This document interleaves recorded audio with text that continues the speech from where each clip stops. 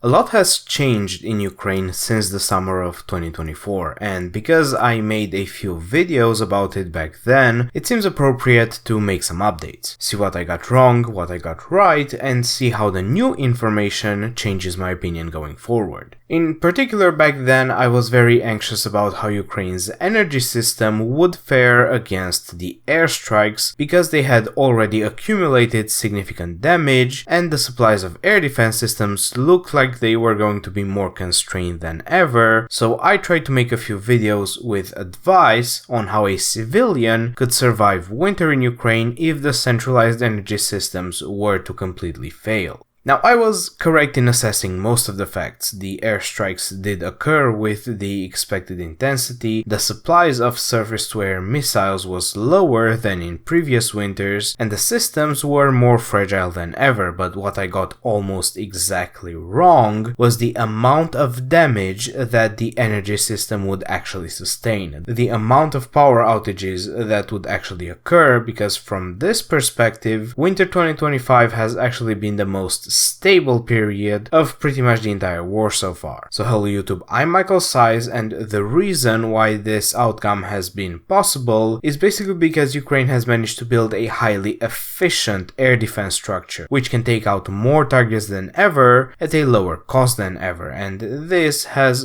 several components. On the traditional side, we have good old machine guns, primarily surface to air, but also air to air, which is kind of insane, and these have been highly effective against long-range drones at a low cost, even with human operators, although I'm guessing that Ukraine is cooking up some computerized controls as well, and possibly already has some deployed. On the indigenous innovations side, Ukraine has been insanely successful at jamming and even spoofing the navigation systems, turning the long-range drones around and making them crash back in Russia. And on the side of the allies, Ukraine has been supplied with fighter jets and air-to-air missiles that can be fired from said fighter jets, bringing greater flexibility at a much lower cost compared to surface-to-air missiles. For this task, Ukraine is currently using the American-made F-16 fighter jet, although these have been donated by European countries, and I believe they are currently using American missiles from the AIM family, but the best air-to-air missiles in the world probably are the European Meteor, which can be fired from European fighter jets such as the Rafale, the Typhoon or the Gripen. And my impression right now is that Ukraine doesn't have enough fighter jets to accommodate the number of flight hours that would be necessary in order to completely defend the skies, which is why they still have to use some surface-to-air missiles, more so than they would like, and they sometimes have to let some of the attacks go through, but this is not exactly difficult to solve, and more fighter jets are arriving all the time. And that's about it.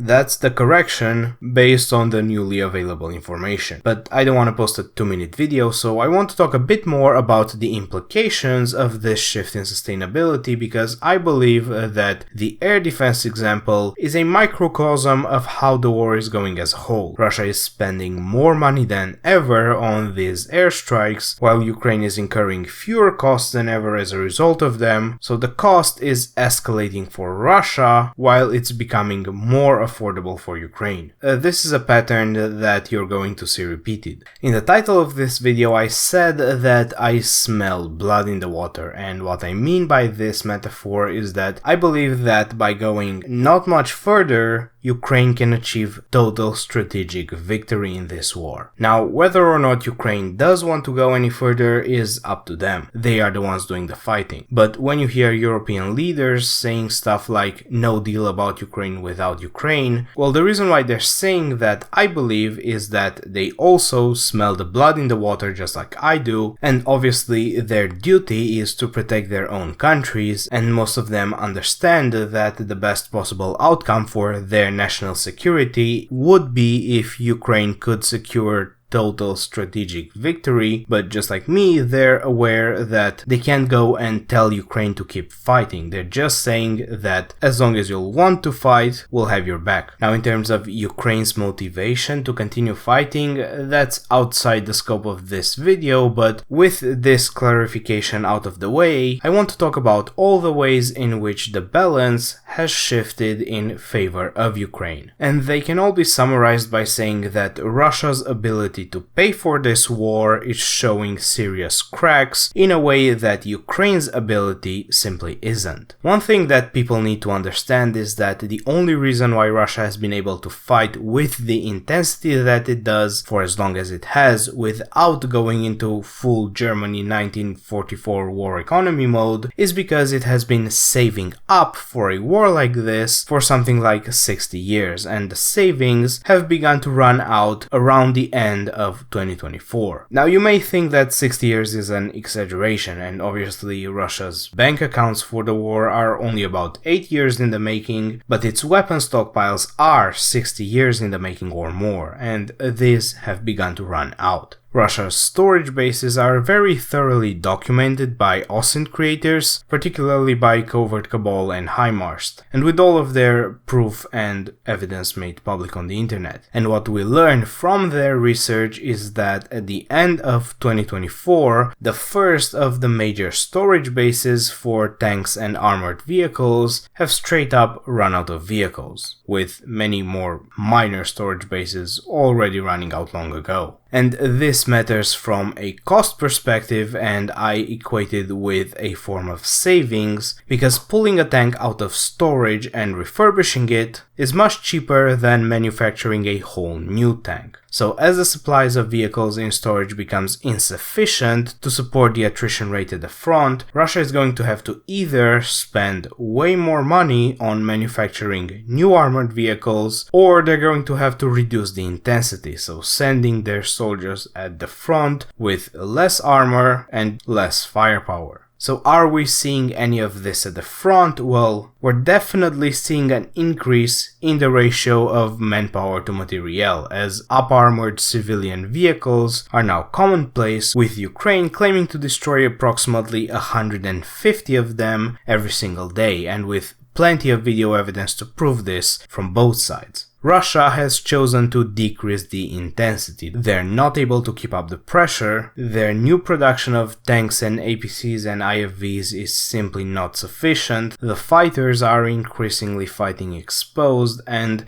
I would even go as far as to say that many indicators point towards the idea that Russia's 18-month offensive in the Donbass is culminating. Another example of decreased intensity at the front is artillery, where, in very rough terms, the Russian advantage has decreased from as much as 10-1 earlier in the war to possibly less than 2-1 now, and the reason for this is probably mainly lack of ammunition, which does go towards proving my original point that the only reason why Russia has been able to have this kind of artillery advantage was because of the stockpiles, but also, it doubly proves my point because the only reason why shells are the shortage as opposed to guns being the shortage is because of the stockpiles of guns. So we have vehicles dropping in intensity, we have artillery dropping in intensity, we have long-range strikes becoming less effective at higher costs, and these are just some examples showing how Russia is unable to keep up the pressure. And there are aspects where this isn't true, such as glide bombs, for example. This is something that's being taken very seriously. It is very serious, but basically I think glide bombs are going to follow a similar path to the long-range strikes over time, and the same pattern can be seen in manpower. Remember that a lot of these assets are interconnected. Older artillery means lower accuracy, which means higher shell consumption, and higher shell consumption means more barrel wear, which means more older artillery being pulled out of storage sooner. And similarly, lower quality vehicles means higher losses of manpower and sooner, and the lower quality of the manpower that typically replaces it means higher vehicle losses going forward, meaning more low-quality vehicles and manpower sooner. They reinforce each other into an exponential pattern of decreasing pressure. So how has Russia been keeping up the pressure in spite of this pattern? Well, the answer is actually manpower. This is the only aspect that I know of where Russia has unambiguously solved the shortage by means of higher and higher prices. While at the beginning of the war they invaded with the original volunteer professional army, which had great training and low wages, at present, they're paying up to 4 million rubles as a sign-up bonus and up to 10 million rubles of debt forgiveness sign-up bonus on top of that, and then you have the salary and the compensation for death and injury, and the recruiters also get a bonus for every volunteer that they convince to sign up, so the costs are escalating quickly, and for comparison, the average pre-tax salary in Russia is somewhere between 500,000 and 1 million rubles per year, so this sign-up bonus all included is on the order of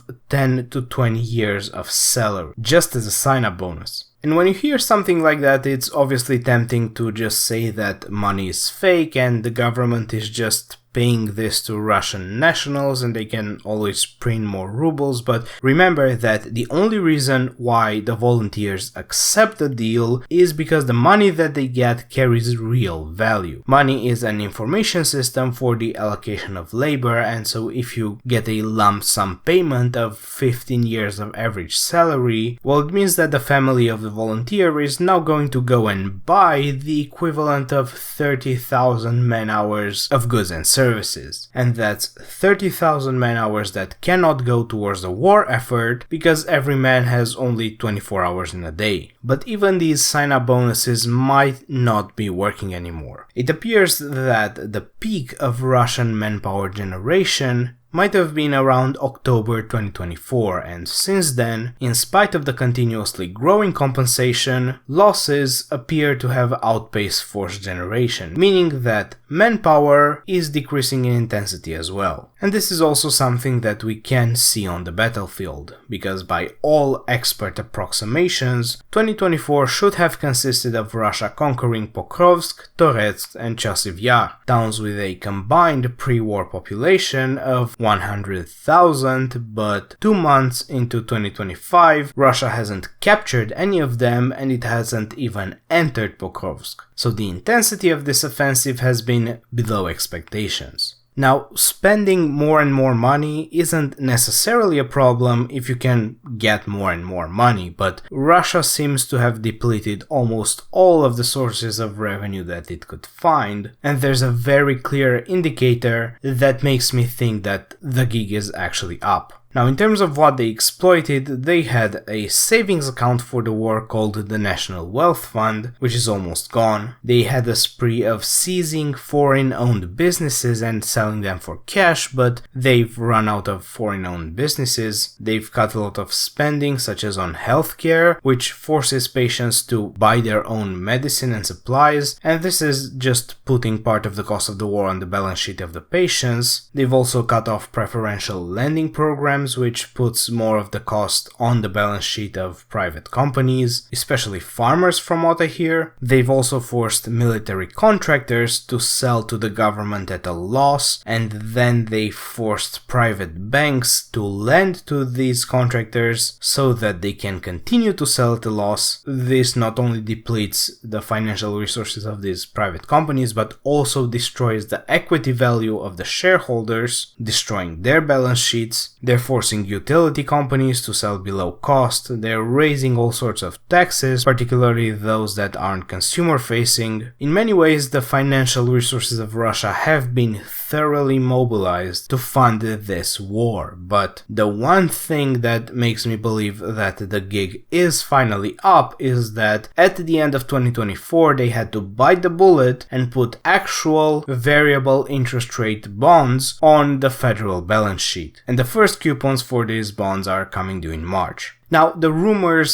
say a bit more than this. The rumors say that the loans which the private banks have been forced to make to the military contractors are somehow guaranteed by the federal government, in which case this would have been effectively debt which is on the balance sheet of the federal government already, just hidden under a layer of a company that is never going to be able to pay it back. And similarly, the bulk of the 14 million ruble sign-up bonuses are put on the balance sheets of regional governments, and the only reason why regional governments can borrow as much as they can is because it's implied that should they become unable to pay, then the federal government will cover for them. So these would both be layers of obfuscation that makes it look like the debt burden of Russia is lower than it actually is. But the fact that even this isn't working anymore and they've had to issue variable interest rate bonds straight on the balance sheet of the federal government,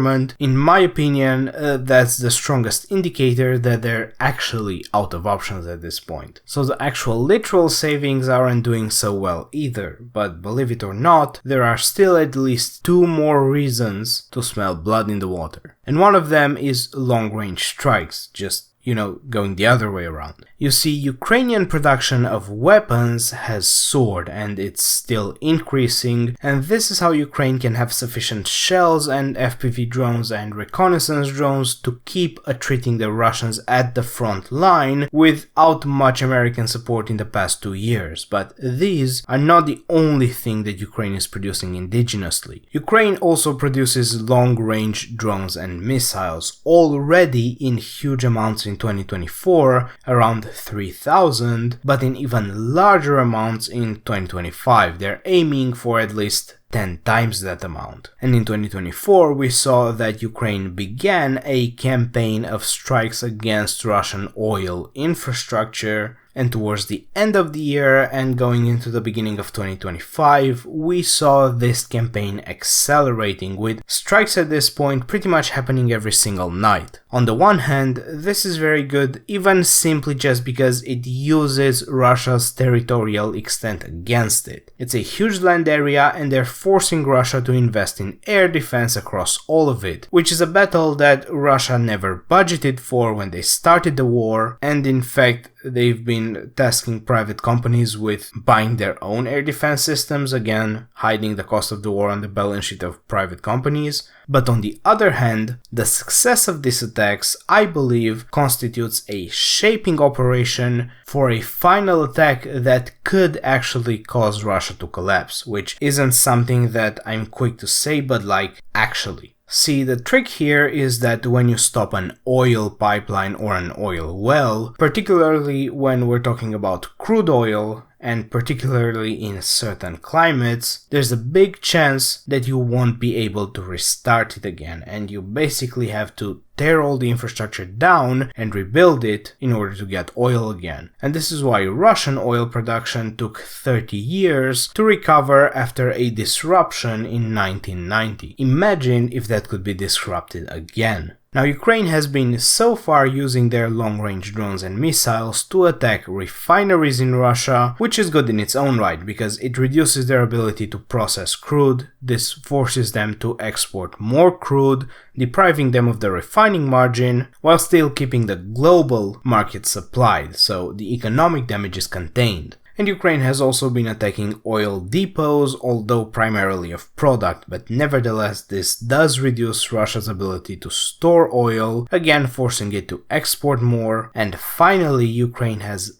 demonstrated that it can attack Russian export facilities on the Black Sea and Baltic Sea, although it has not yet caused significant damage. The strikes have been somewhat symbolic, and by intensifying this campaign, Ukraine can do 2 things. Firstly, in the short and medium term, Ukraine can constrain Russia's supply of product, which has a chance at actually causing a shortfall, perhaps affecting the economy, perhaps affecting fuel supplies to the front line, and all of this would work without affecting global oil prices, or if anything it would bring them even lower. But eventually Ukraine can press the big red button, halt the exports, force Russia to close some oil wells and thus forcing it to lose a significant portion of their oil production forever. This would have some global spillover certainly, but the main victim by an order of magnitude would still be Russia. This is a big red button to look forward to. As a final remark, I want to remind you about an idea that was being floated in America during the 2024 election season, and that was that America could force a ceasefire in Ukraine by threatening Ukraine that the US would stop aid if Ukraine doesn't comply, and threatening Russia that the US would flood Ukraine with weapons if Russia doesn't comply. And all along I've said that this is garbage. Both of these threats have close to zero coercive power because Ukraine hasn't been receiving hardly anything from the US already as a percentage of what it's actually firing at the front, and the US doesn't have the industrial base to send that much stuff anyway, and in this regard it seems like I've been proven right, with the timeline for a ceasefire growing exponentially every time that the US speaks about it again. To anyone who fell for that 24-hour ceasefire nonsense, I urge you to wake up and smell the blood in the water. Thank you for watching, like and subscribe.